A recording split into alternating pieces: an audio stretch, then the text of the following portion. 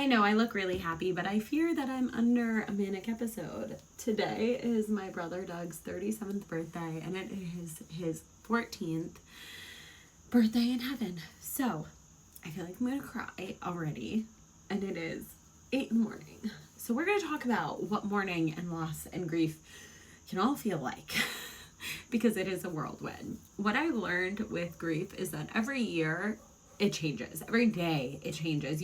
One year you could be like, oh, I'm celebrating, he is bliss, he's that. The next year you could be like, I'm going to hide in a hole. And this year I woke up and I just was like, oh, I miss you. I miss the shit out of you. So my brother, he was my best friend on the whole planet. I know a lot of people say that after somebody dies, and I think that's valid, but my brother was different. He was like the oldest soul, and I don't know, I feel like he was too good to be here, but I miss the shit out of him. And today I'm working through my day very intentionally through each moment. Mourning sucks. It freaking sucks. And I've been doing it for so freaking long, which is crazy. I think what gets me this year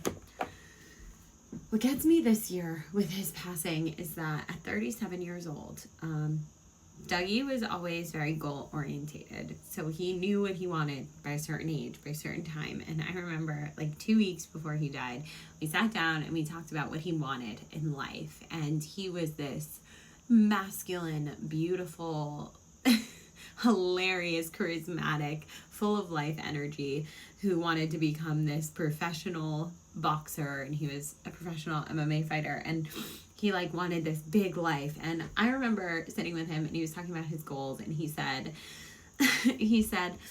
you know, I want to meet a nice girl this year, and I want to settle down, I want to get married, I want to have a couple kids by the time I'm 32. I'm like, what? Like, that's didn't mention fighting, didn't mention anything. And I'm looking at him and I'm thinking to myself, you want babies? You want to go have some babies, Dougie? What? And he was just so fixated. So at 37, I imagine that he is in heaven as a daddy. A lot of people don't know this, but in heaven you have the opportunity to grow and evolve. You don't just stop growing, which is crazy.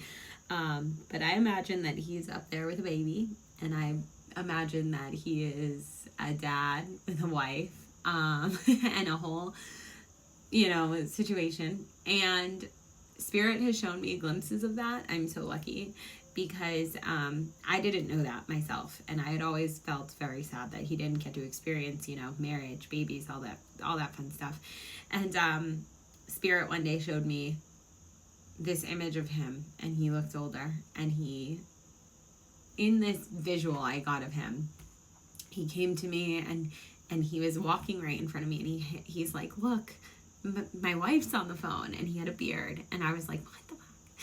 And he handed me the phone, and I could hear a woman talking, and then he's like, ask to hear the baby, and I was like, can I hear the baby? And it was a little boy on the other line, and I could hear it like laughing, and Dougie's like, see, I get to do all the same things as you. And I just like, that to me keeps me going, because that's like the most beautiful thing.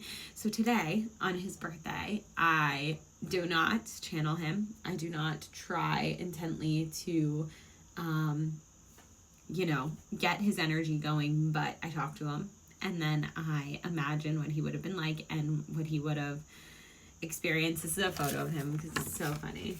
It's a photo of him, like just this, he was like 17 in this photo, but I look at it every day and I think about how just impactful he was and how he lived a life I wish I could live in many ways. But my point being is mourning is so wild, and I don't think there's a right way to do it. I don't think there's a wrong way to do it. I mean, of course there could be a wrong way. I shouldn't say that, but I don't think there's a right way.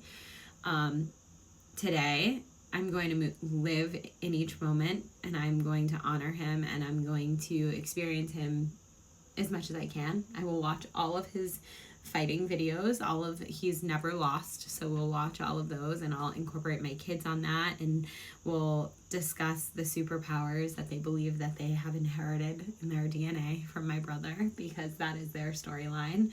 I tell my kids, I tell my kids that he had superpowers, which I believe he did, if I'm being honest. And I tell them that anytime they're feeling scared or anytime they're feeling nervous, to remember that not only does Uncle D have the biggest angel wings, but he also has superhero blood, and that superhero blood lives in them. And so that has gotten us through many of hard times. So I don't know how this is going to help. This is me ranting at this point, but it's a tough day, and it's going to be okay. So let's fucking get it.